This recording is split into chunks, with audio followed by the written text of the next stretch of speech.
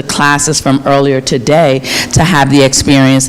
You deserve to have the experience too. Our master's level students, you deserve to be able to talk about and listen to women and the contributions of women. And so I knew that I needed to have a panel to come this evening so that you too could be a part of Women's History Month. And so we're going to have a brief conversation with these women. I'm going to moderate and ask them a few questions. I'm going to turn to you at some point if there's something more that you want to know, if there's something more that you want to learn, if you like to meet them after, if you like to get a name, a number, an email, you are more than welcome to do that, right? But I wanted to make sure that you didn't just think that you were being brought here for no reason, as we've got one of our colleagues that didn't understand why he was here. So this is why I thought that it would be a great idea to close out the month. Oh, you didn't want me to tell it was you?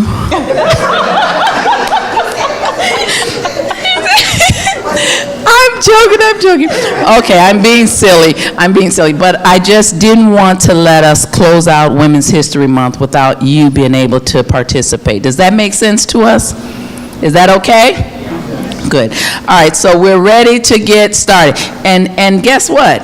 Not only am I the badge lady, right? The ID lady, I'm also the lady that gets you a free ride. You get to come here. Who else does that for you? Thank me later. Okay, so we're ready.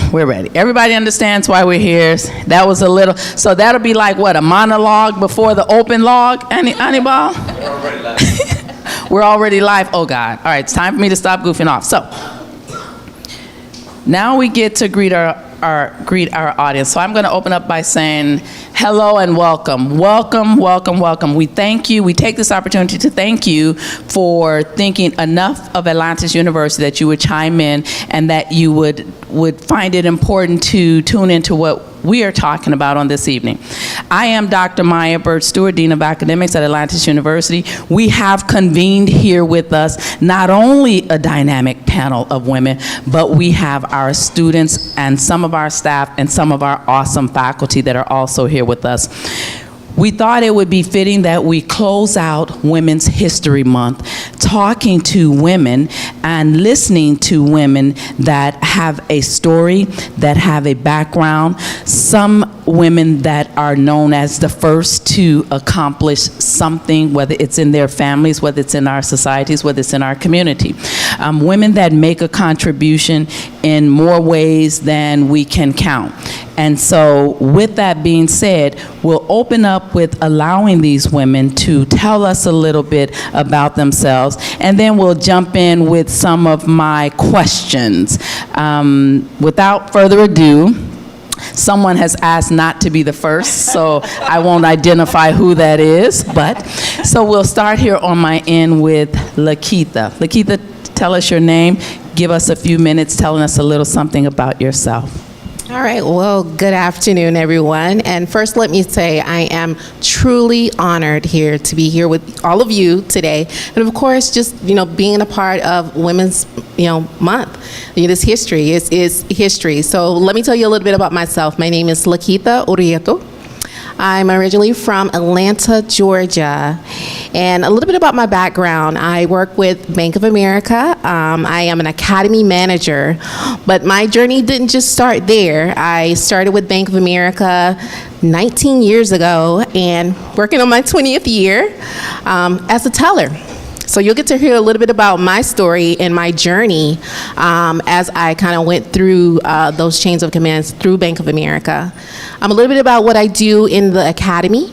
I'm part of HR, so onboarding and training new to role associates. So that's my passion. And again, it's a pleasure being here with you guys today.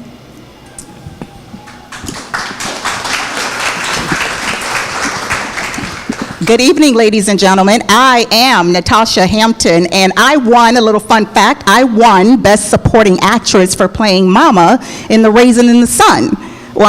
So I didn't make it to Hollywood. I should have been Will Smith's wife. I would have stopped him from slapping Chris Rock. I would have. But I didn't make it there. But what I did do was I have a 26-year career in municipal government as an executive in local government.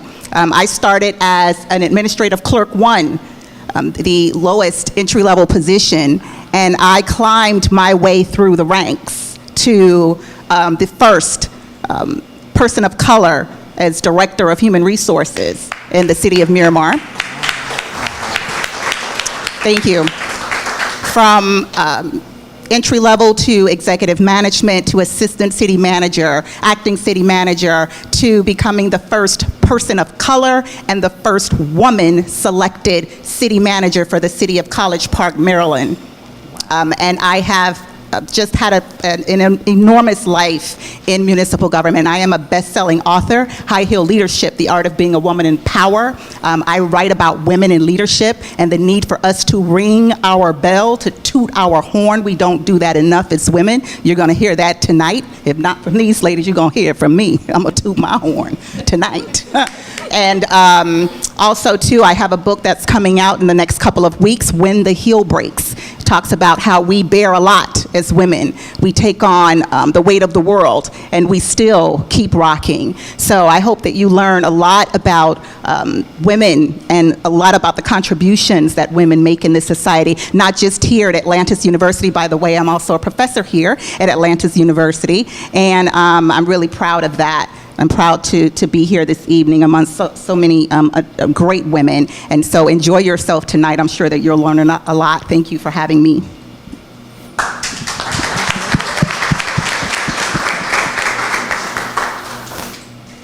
Hi, very good evening. My name is Jyoti Singh. A very big thank you to you again giving me a chance to speak on this topic, which I really love. And thank you all of you to be here. And I am from India. Indians? Shoot out to Indians. That was low. That was low. You're not happy. I'm a student here and I work as a tutor, and I'm planning to be a data analyst. Yes, when I started, I had big dreams. I still have big dreams.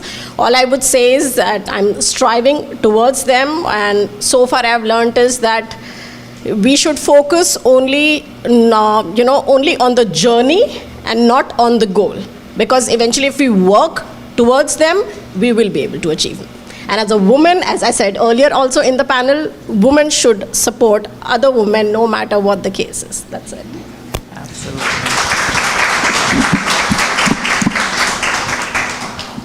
Hey, good evening, everyone. Are you guys bored enough right now? And we all keep on saying women, women. I'm like, man, why are we here? Because you need to hear about women. No, but I say is that, we can talk about it later. I'm Rekha Jidala, president of SRR International, and my company provides IT professional support services for the government agencies, and also we have our own proprietary e-learning solution.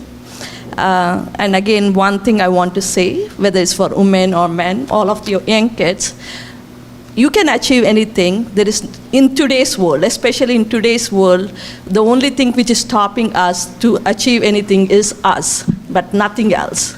We all have enough tools for ourselves. I agree. Phenomenal, phenomenal, phenomenal. And so now that you have had a chance to meet everyone in the room, certainly now that you've had an opportunity to hear from our panelists, I'm going to jump right in. So we're here today because this marks the close of Women's History Month. So what I'd like to do is have each of you very succinctly tell us, what does Women's History Month mean to you? What does such a recognition or celebration of the idea, right, of women and women in society, women making a contribution, what does that mean to you?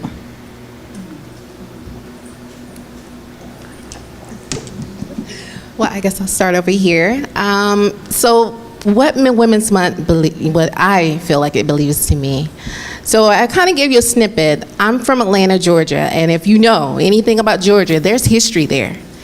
And actually, I can say I'm truly blessed to have a grandmother that just turned, well, it's 100, but she clocks at 102. Based off what her mother wrote in the Bible. So she's 102. She's going to be celebrating her birthday on April 1st. So we are truly blessed in our family, just being raised up, of course, by my grandmother, which is a strong Black woman, and of course, you know, all of my mothers and my aunts, and of course my granddad. So he was there as well. But just really looking at what history, and I can remember just being a little girl raised up on the farm and really hearing all of those stories. I mean, some were good, some was hard to swallow, but that was history. History, we don't really go, and that what makes me where I am today. Now, when I say about legacy and what, you know, Women's Month means to me is coming from a small town in Wickerson County, Georgia, and I was able to kind of trail that pathway and be one of the first of my family to come out and go into corporate America. And what I mean by corporate America is that, you know, we have a family business, and some of those things you kind of follow the footstep because that's how you was raised. But going back to how women, the equal, you know, how you worked in the company to be that face there, because again, we was always in the back door, but just kind of fighting to kind of get up in the front and making that stand. So for me, it's history, much about my history, and the ones that have paved the way for me to actually be out there. Awesome. Natasha, what does Women's History Month mean to you? You know, I have a mentor. I started my career with her in 1997, and when I first saw her, the very first thing that I said, who is that? Because I need to get to know her. And she remains my friend, she remains my mentor to this day. And one of the things that we talked about very recently is the homage that women rarely pay to the women that paved the way for them. And what Women's History means for me, it particularly because Women's History Month is new. This is a new concept. This isn't something that's been going on for a very long time. This is fairly new, is that this month is the month that women get to tell her story. It's not one that's just something that's written just from past, from someone else's perspective. For me, this month really is an opportunity for women to tell their story the way it really happened, and for women to get the opportunity to pay homage to the women that helped them to break glass ceilings, to climb the ladder.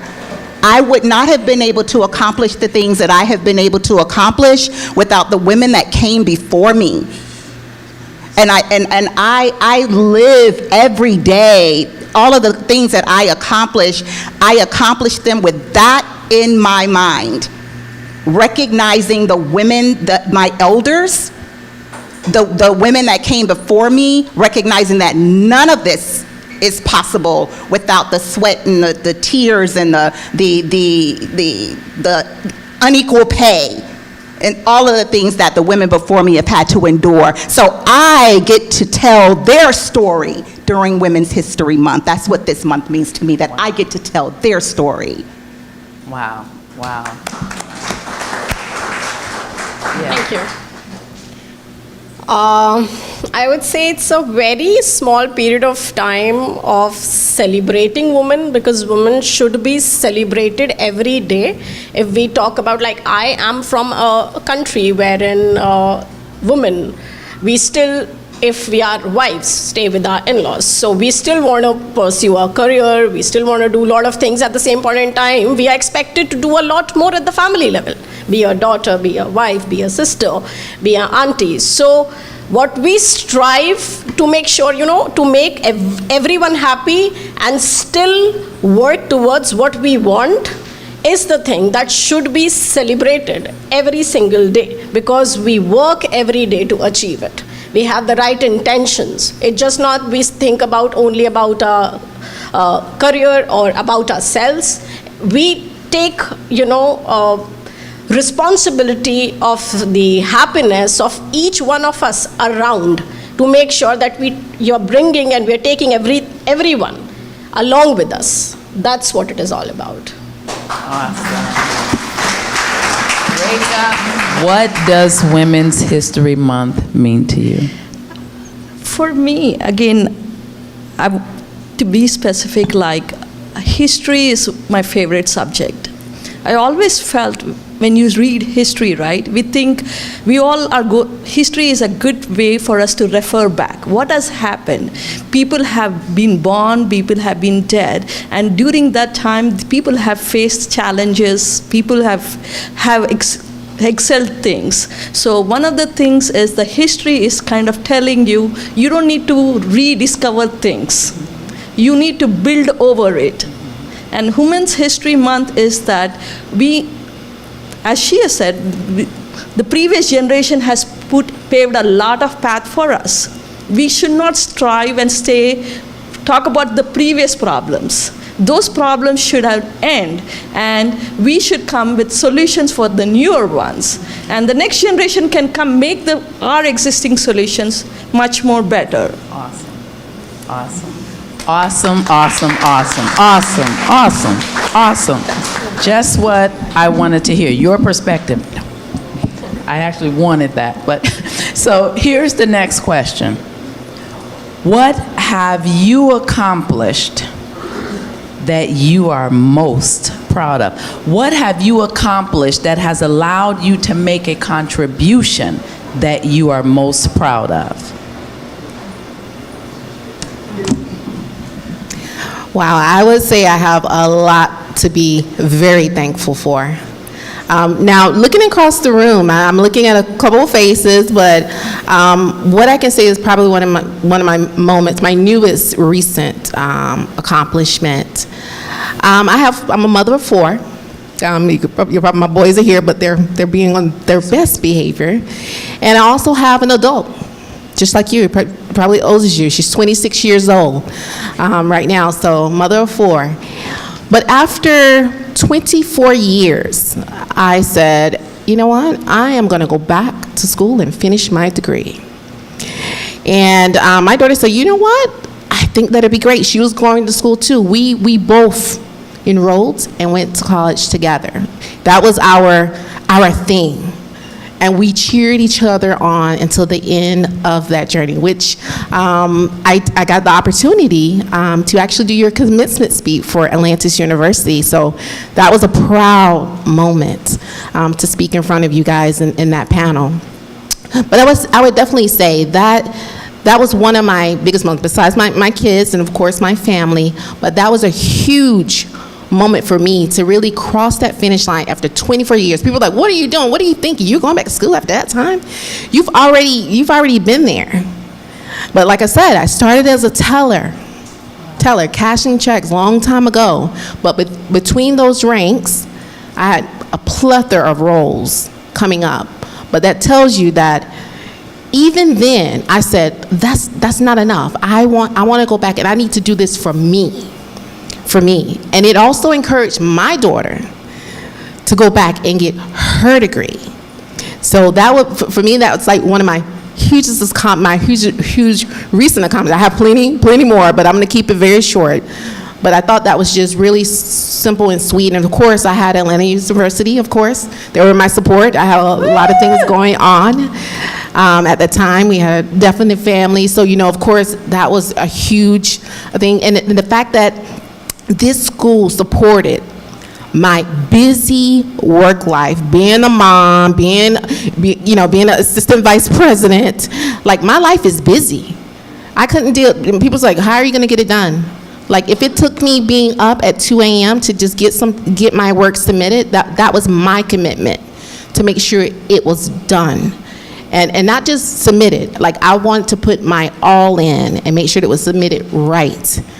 So thank you, Atlantis. I have to give you You're credit for that welcome. because you guys were great with just the flexibility of going back. So one of my hugest accomplishments. Awesome. Thank you. Thank you for sharing that. And so if I want to just put in a shameless plug, Atlantis University, doing what we do, we'll take it. We'll take it. What have you accomplished that makes you most proud, that has made an impact and makes you most proud? I'm born and raised in Liberty City, Florida. Liberty City is an underserved community, and I'm actually a statistic. 2 months before I graduated high school, I found myself pregnant, and I went the entire 9 months of my pregnancy and didn't tell anyone. I didn't see a doctor. I had no prenatal care. I went through 1 semester of college and didn't tell a soul that I was pregnant because I was fearful. I had very strict parents. After I had my son, who's now 33 years old, I found myself homeless in a shelter right here in downtown Miami. But I persevered. I overcame obstacles. It was tough, it was hard, but I overcame obstacles. I did not allow fear. I did not allow false evidence that appears real, fear, to stop me from persevering. That is my biggest accomplishment.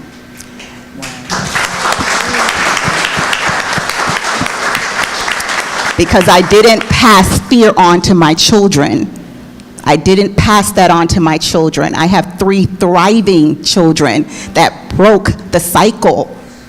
My children are adults out of their teens, and none of them have children. Thank God. But they broke the cycle. My mom was a teen mom. Her mom was a teen mom. My kids broke the cycle because I didn't pass fear on to my children. That is my greatest accomplishment. Awesome, awesome, awesome.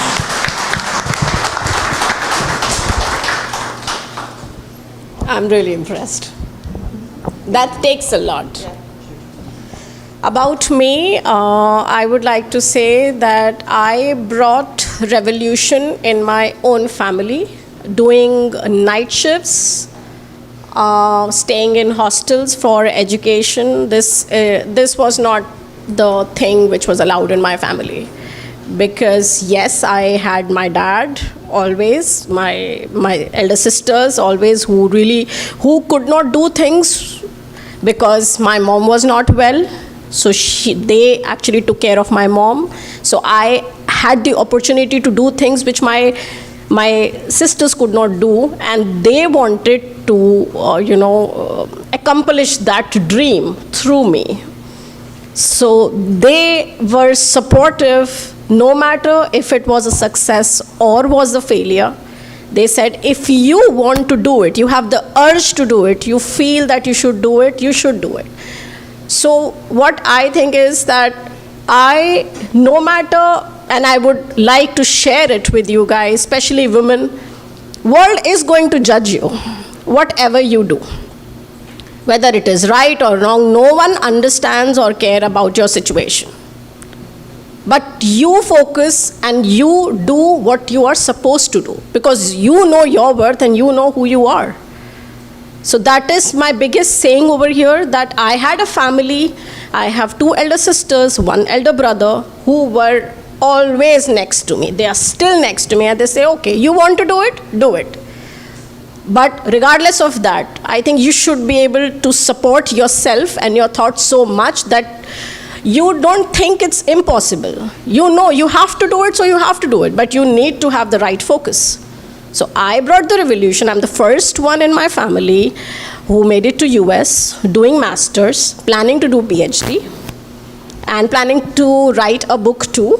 Because why I think it was tough? Because after my mom passed away in 2014, I was into depression, and somewhere or the other, it still, comes back to you when you fail or you're not able to get what you actually expect from yourself. But you don't stop. You keep moving forward. Every day you get up and you say, hey, I am going to do it. There are people in support at times. There are people, at times, the people who are very close to you and they're against you. But you support yourself. You don't care what the world does. So that's the thing. And as a woman, we can accomplish way more than we think we do. We have way more potential. Absolutely. That's all. Absolutely. I'm fearless, and I expect everyone to be like that. Thank you. Thank you, Jyoti. Thank you, Jyoti. Rekha, what of the many of your accomplishments, what have you accomplished that you find to be the most impactful? I don't know if I have accomplished anything, but I think what I might have given to people surrounding to me or who have observed me is that you can achieve things and then you don't need to stay at that place. So I was one of the first girl to be graduated 27 years ago, and but I was the first one to do a job, and I mean I never had any challenges or anything in life. Bless me, I'm thankful about that. And then I never stayed at the same thing. Okay, I started as a programmer, and at that time, like most of the women, they would expect them to be like a tester or something, and they've never expected women to be achieving the bigger stuff or intelligent enough. Then I went from a programmer. I just didn't stay there. I went in, make myself into a bit bigger role. I didn't want to go into project management or managing, but I wanted to do more technical stuff. So I took more leadership role in designing solutions and architecting solutions. And then after a while it's like I came to a place where I'm like, okay, this is challenging, but not enough challenging for me. Mm-hmm. So I need to figure out what is my challenge. Wow. So, and then I think I jumped into business. And when I jumped into business, I have no clue what to do. But I have been successful, and I went into a business where it is very difficult, somebody with no background, if you haven't been into that business, that you're there, but I have been successful. So I think that is more than an accomplishment, is like, it's not, we all have right now for this generation, I feel, is that we have an opportunity to achieve to a certain extent. But the thing we can do is that don't get yourself stagnant over there. Sure. Challenge yourself to take it to the next level. Sure. Continue to push yourself. Never settle for never settle for what you have. Always work for more. I couldn't agree more. All right, so now the question is, who is the one woman that has been the most instrumental in aiding you in becoming the woman that you are today? Who is the one woman? And I'm sure that's going to be difficult, so I'm being specific when I say one, because I'm sure we can pull. But who is the one? And let me say this. I'm saying woman because, of course, this is Women's History Month. I could say men, but we're going to go with woman because it's Women's History Month, right? So the gentlemen that are out here, I don't want you all to be upset. Just celebrate with us as we go along, all right? Okay. The one woman. Had I been asked this question 3 or 5 years ago, I would have answered this question differently. But a year ago, I lost my mom. And that's been the most challenging. I said I wasn't going to I said that, as I thought I was ready for that. But I lost my mom. And I thought losing my dad, who I lost just 2 years prior to losing my mom, I thought that was the toughest part of my life. But losing my mom brought me face to face with my own mortality. And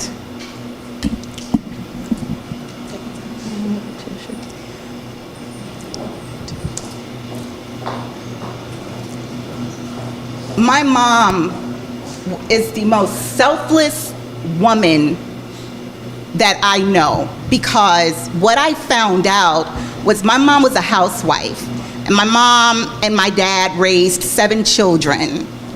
My mother had dreams of being a journalist. I didn't know that until one day her and my dad came to visit me in my office when I was first promoted to director of HR. And I saw my mom walking around my office, and I saw her gaze out of the window in my office. And my mom just out of nowhere said, I wanted to be a journalist. And I didn't know that, because all I thought my mom ever wanted to be was a caregiver for me and my siblings. And for anyone to give up their dream to take care of another human being, for my mom to give up her dream to take care of her husband and her children, that is the most selfless act that any person can do.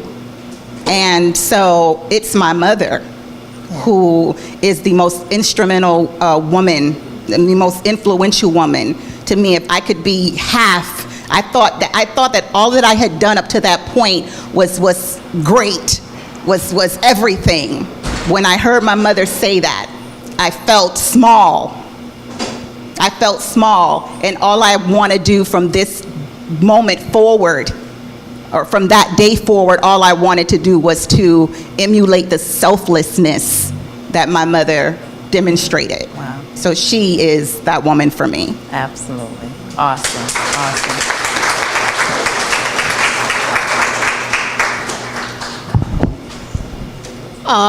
For me, yes, as I said earlier in the afternoon panel, that I have 2 beautiful elder sisters who are entirely responsible, along with my dad, of course, and my brother, but who are responsible of who I am and what I will be. Why? Because they know me more than I know myself. And they are there to take care of things which I cannot, because I am here taking care only of my business. So I am blessed to have a family like that, and I would like to continue to teach, if I have kids ever, the same kind of things, that you support each other, making sure that it's not just one person dream, it's a family dream, so that they can actually talk about you. Awesome. That's it. Rekha? I'm going to not stick with your one thing, but I'll say for first part of my career and life, for as everyone, it was my mom. She got married at age of 10, and she was very intelligent, but she wanted to study, but she was not given an opportunity to study. So she always influenced us to make her achievements. She wanted whatever she could not do, she wanted to achieve through me. So every achievement I have succeeded until I started my business. It was my mom's dream, and I was executing her dream. It was not my dream. I was executing her dream. So that was from a cultural side, but again, I thought it was an important thing I wanted to say is that we all get influenced by my mom. And when I thought that was a great thing, I got influenced by my mom, so I tried to use a similar thing to my daughter, saying, hey, how about you have to achieve this thing. And then my daughter answered to me and said, why are you looking into me to your achievement? If you want to achieve, you need to achieve, and then I will follow you. Oh, wow. And which is an opening, which made me think is like, oh, that might be a good example for our generation. For the next generation, if I have to do is that I don't tell them, I have to do what we can do so they can emulate what they see. Live it so that they see it. Lakitha? I hope my mother's not watching this, but she will be A-okay with it. Of course, I guess you guys could guess the answer. It's my grandmother. And when I say that is, my mom, I would say me and my mom probably was raised up like sisters. I was raised in the same house. that my mother was raised in. And my grandmother just had it. She had maybe, it was like 11 of us, of the grandkids. Which she allowed my mom, because she had us very young, and she said, you know what? Don't take the kids. They need to stay here. And you go out and make a career with that. It was a very long time. I did not realize my grandmother could not read. She was always on me about my homework. She could not read at all. And what I was doing for my grandmother was teaching her how to accomplish that. She would always tell me, get a book and get here, and I need to hear you read. I need to hear that. And it was me teaching my grandmother at that. Now mind you, she could make some mean biscuits, okay? we never went a day hungry, not in that house.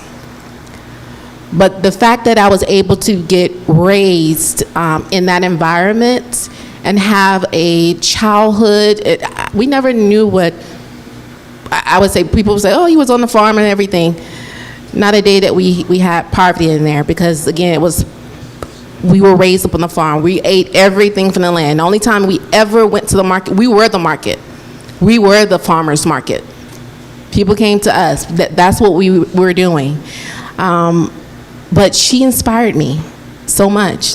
The stories that I could tell would just blow you away. So for me, and my mom would agree, she's the anchor. And the fact that she's still kicking at 102 right now, I'm not sure if I want to live that long if I had my good health. And she is. She still can hear, she still can talk, she still know how to have a conversation. And when I say hear, she can hear. So don't try to get slick, because she what did you say? Nothing. Nothing at all. But love that lady to pieces, but just reminiscing on that, and the fact that not only was she my teacher, I was her teacher as well. Awesome. So you talk about being the teacher to your grandmother, who you never, remotely thought that was what's happening. You living through your daughter, she caught it before you did. We have some dynamic stories as women. We have some very distinct and dynamic stories as women. Your story, profound, right? Profound. Your story, profound. It's amazing. I attended an event, not a couple of years ago, just before COVID. I attended an event, and I was being recognized, an award. And so they had recognized, talked about several other people before myself. This was actually an event about women, believe it or not, March of Dimes. And so when it was my turn, there was a TV above, and so my face came up on the TV. There's a young lady at the podium, and so she has my bio. So she starts to read the bio. And she talks about this, and she says this, and she talks about that. And so when she finishes reading the bio, everyone stood up, and there was a standing ovation. I stood up, and I was a part of the standing ovation, because this woman had just read the bio of someone. It blew your mind to hear of the accomplishments, right? And not minding the picture that's above. So everyone in the room stood up and clapped. I stood up because everyone else stood up, and I clapped. And it was me that they were waiting on to come to the podium. But I forgot that it was me. The girl next to me hits me and monitors me or gestures for me to go to the podium. Here's what I got out of that. Here's what I got out of that. We live our lives. We work so hard. We raise families. We take care of children. We work and build careers. We run companies. We oftentimes don't get to realize and hear and recognize our own accomplishments as women. I'm listening to this woman, President, under the Obama administration, she served on on the IRS board and responsible for policies that small businesses use. Under Governor Jeb Bush, she served on the water management. Under the mayor and the governor, and I'm listening to this, and I'm like, wow, whoever this chick is, she's bad. Not realizing it was me, because we're always in the hustle. We're always in the detail of the hustle. And as women, we don't really have time, it seems, to slow down and recognize our own accomplishments. And that's one of the things that Women's History Month allows us to do. Not Women's History Month, but certainly taking the time out at a time such as now. So even for you all, even for our young women that are students, many of you are still coming from careers or families that run businesses, and you've made a contribution. Take the time to think about those contributions. Write it down. Take the time to celebrate yourselves, as Professor Hampton has mentioned. Take the time to celebrate yourselves. So here's the next question. Can you identify at least 2 women, whether they are local, whether they are national, whether they are global, 2 women that have made an impact and a contribution in our society? And what is that contribution? 2 women. Yeah. The 2 women who have really I have so many women who have been part of my life, who have mentored, who have inspired. But 2 specifically I felt had a very unique way, which I don't know them personally, but I kind of learned from them. One is Justice Ginsburg. Oh, I love the way she has had an impact with her policy. Yes. You don't need to do rallies. I'm saying that's one part of it. Sure. But we also have to go into much more depth of leadership, much more into where actual impact can actually take place. And that's something I have really, really admired her. RBG, Ruth Bader Ginsburg. She was a bad girl, yeah. And so, another? The second one was the Prime Minister of India, Indira Gandhi. She is the only, so far, the only woman Prime Minister. And as a child or a teenager, I'm growing up, I was very inspired by her. She was so ruthless, where she would take over and make decisions against men. I'm not against on men, but I'm saying is that it's a very difficult place in a politics world, and how well she was able to take and do, which gave me an inspiration that there's nothing stops you or nothing. Everybody says this or that, but if you have that willpower, you can achieve it. And These were the 2 women helped me and guided me in few things. Awesome. Ladies, 2 women that you believe have made, or certainly in your mind, have made a impactful contribution in our society. Well, 2 of the women, one that I truly love is Maya Angelou. We talk about, she's definitely a trailblazer for what she's done, civil active movement that she's been involved in and so forth, and just coming out of Black History Month and so forth. Like, she is one of them definitely that I would say has made that impact. And then for those of you, and I'm going to go way back a little bit, Rosa Parks. So I'm not sure if anyone in the room know what Rosa Parks has done, especially for just people of color and so forth, and even just her, she was a woman that made that movement as far as stating that she was not going to give up her seat during that time. So, just really looking back at the history and how that has changed what we do today. So not really looking at the history and kind of prolonging it, but what that change actually made on how we are. Because I'm looking at South Florida. South Florida is a melting pot. Yeah. Melting pot. I'm looking at some great panelists here, and hearing you guys' story has been so inspiring. I've made so many new friends, whether it's, Spanish. My last name is Urieto, so it's from Spain, with the husband from Africa, but his grandfather is from Spain. So, again, we're thinking about this big old melting pot of how, it's made a change, how we've actually communicated with each other. Awesome.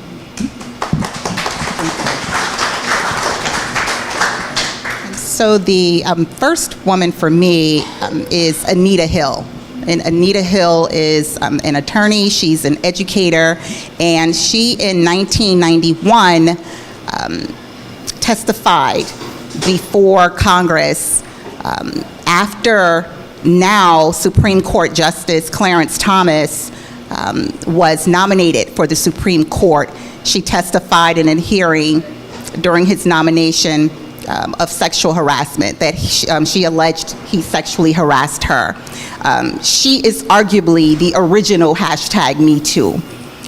And why she's so significant and so impactful is that President George W. Bush dropped his opposition to the bill that allows victims of sexual harassment to sue and to have their jobs reinstated as a result of what Anita Hill did in her testifying. And in addition to that, 1 year after her testifying, EEOC sexual harassment charges went up by more than 50%. Wow. And so I can only imagine what she endured during her testifying and all of the ridicule, but her impact, her significance to bringing awareness to sexual harassment in the workplace, and to allowing women to gain the courage to come forward is evident. And the impact that she's had on legislation after that is evident. And so Anita Hill is the first woman for me. The next woman is Shirley Chisholm. Shirley Chisholm is the first woman elected to Congress. She's the first black woman elected, first woman and first woman of color elected to Congress. And she's also the first woman and person of color to receive the presidential nomination for a major party. So Shirley Chisholm has done a lot for legislation, and she was impactful then. She was a major opponent of weapons development. And when we look at what is happening in this country today, the recent gun violence, the recent shootings in our schools, with the lack of gun legislation, for Shirley Chisholm, for her platform to be weapon opposition, and for all of the impactful legislation that she supported, I think that Shirley Chisholm is definitely one of those women that sticks out most for me. And you ladies have certainly identified women that have made a difference in our society. And so whether it's here in the U.S., whether it's in India, you certainly have. And so in closing out, here's the question. This one, not going to take you long to think about, but it's going to make a difference in what you say. What is the one thing that you believe, or what is the one contribution you have made or you are striving to make that you plan to leave as your legacy? What is the one act or activity or role that you have played or that you have engaged in or that you are engaging in and evolving that you believe will be the legacy that you will either leave or pass on?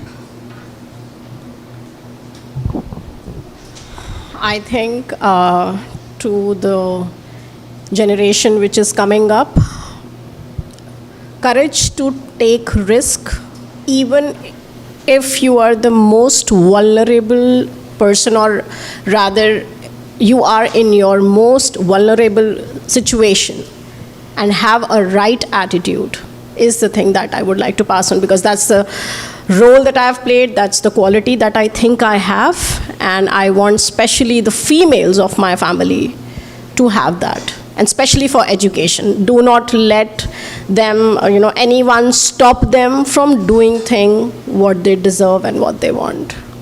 That's it. Your legacy, your legacy, your legacy, your legacy. We're listening, we're listening, we're listening. Ooh, my legacy. Well, again, I'm thinking about it on a personal level, right? My kids, I said I'm a mother of 4. So me being in the background of finance, and we hear a lot of times where, and this is me being a banker for close to 20 years.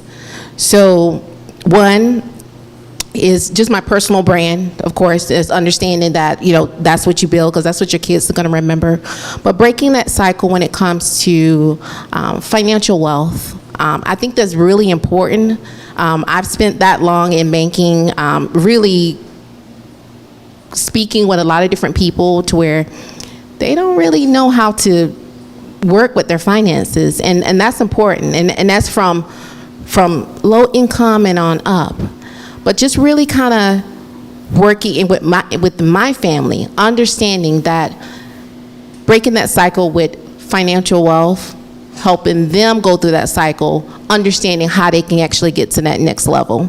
Because again, sometimes you don't have it all. You don't have to have it all when it comes to that. But it's knowing how to actually manage that and really be able to live off what you have. And that's truly important when it comes to our youth.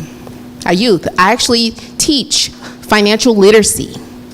So just a shameless plug if you ever need any financial literacy teaching. But that's very important when it comes into understanding how to actually work with those particular finances. So I would say that would be it, just making sure that my family and anybody that I have encountered, they can definitely say that I've actually helped them with that. Planting the seed to understand how to build wealth. Planting the seed to building wealth. Got it. Could you repeat your question, please? The question is... Because I was listening to the money thing. That's all that stuck out for me is the money. What have you done? What are you doing? What are you going to do in terms of what you intend to leave as your legacy? Establish as and or pass on as your legacy. I've always been a God-led leader, a faith-led leader. Always have been. I always wanted that. And desired that and lead by faith. But what this world needs now, what it has needed for a very long time, leadership has to be redefined. Leadership is not popularity. Leadership is not title. Leadership is not salary. Leadership is not anything other than your willingness to serve and your ability to impact lives. That's what leadership is. So if I leave a legacy of anything, it is my tireless fight to redefine leadership. That is the legacy that I wish to leave. My fight to redefine leadership, and doing so in 5.5-inch stilettos. Awesome, Reka. I don't know if I have anything right now as far as you behind for legacy. But one thing bothers me, or which I want to, the next step of my life I would like to do. I don't know how I'm going to do, but I know my end goal. I have traveled all over the world. I went to the most richest countries, I went to the most poorest countries. Every place is rich in plastic trash. Every place. You go to the most poorest country, you go to the best parks, you go to Africa, and you go to Ganges, you go to best rivers and all of these places, right? And I see the most poorer countries are more rich in the plastic. And more rich countries are better managed than that. We all are talking about that topic. Everybody wants to do something about it. I don't know if I can do it in a bigger way or not, but I wanted to bring in, there are few things which I feel like missing.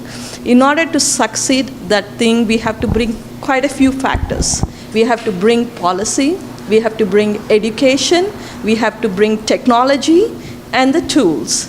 And my goal or legacy is to at least stop one product of plastic, which is eradicated worldwide, one product. And where I could create a solution which could be used by everybody who could replicate that solution. I don't need to do that. I just want to create one. That's awesome. Wow. Helping in terms of sustaining the environment. And so you don't have to, you're not looking to eradicate or take away all plastic, but if you could just make a difference in one way, right? Just remove one item from poisoning or contaminating our waterways or our streets or our food. Wow, that's pretty awesome, Reka. And last but not least, did Jody? Okay. So then that's the old lady talking here. Then again, I think I opened up talking about, and if I didn't, I spoke to you all about how speechless I was from our panel earlier today, and you all have just taken it to a whole nother level. To our viewing audience, to our student body, to our faculty and staff that have joined us on this evening, to those of you that are watching us live, I hope that there was something that was said by our panelists that has inspired you, that has motivated you, that has in some way or another caused you to make a change, make a difference, make a move. What our panelists have shared on this evening as it relates to women's contributions, their own contributions and what they seek to do, I'm speechless. Phenomenal. For those of us that are here, what do you think about this evening? Were you inspired? Did someone say something that made sense to you? Are these stories that causes you to believe and to better understand a woman's role is more than what typically society would recognize it as? A woman's role is more than the money that she makes less than her counterpart, her male counterpart. And certainly it's not to disparage men, but just to talk about how phenomenal women are, the contributions of women. It's important that you all continue to do what you're doing, tell your stories. It's important that you, with us, be inspired in some kind of way. If you haven't thought about your legacy, I hope that you are now thinking about your legacy. Right? If you haven't thought about wealth building or generational wealth, right? I hope that you are now thinking about it. Let's give a hand to those of us, our panel members, please.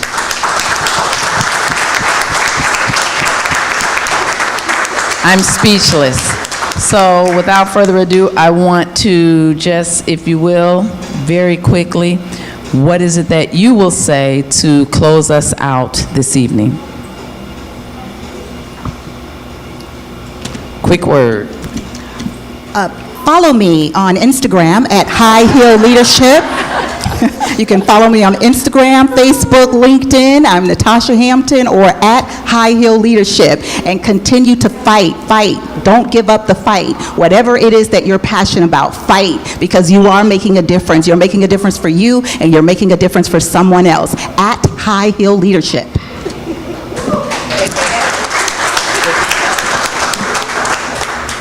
All right, so what I would definitely say, I'm not one of those ones that be on Instagram or anything like that, but definitely my professional page, which is LinkedIn. What I would say, really speaking to you all, young, aspiring to, go out in the workforce, something I would close you off is, really find you a mentor. If you don't have a mentor, get you a mentor. And what I mean by that is, because sometimes you will have that sponsor in the room that will speak for you that you won't even know how your name got in the pot. Get you a mentor. If you don't have one now, and really kind of work on that on a professional level, because I'm pretty sure most of you are already going to be graduating very soon as you work on your next career profession. So it was a pleasure being here to share our story with you all. And again, thank you so much, Atlantis, for inviting us to really speak our story. Jyoti? It's a very common phrase that be the change you wish to see. And be yourself. You don't have to be like anybody else to be at a point where you dream of yourself to be. Just be who you are. And it's okay to not know everything in life. If you don't know it, educate yourself and approach right people the right way to get it done. That's it. Awesome. Be the change you want to see. Bada bing. Rekha? Thank you, Maya, and thank you, Atlantis, for giving me this opportunity. I would say in each one of you, if you are over here, it means you have achieved it. You are one of very few people who have come across, who have done, if you take your 7 billion population, how many people have done masters or undergrad. So that's a big achievement. So enjoy and celebrate each of your,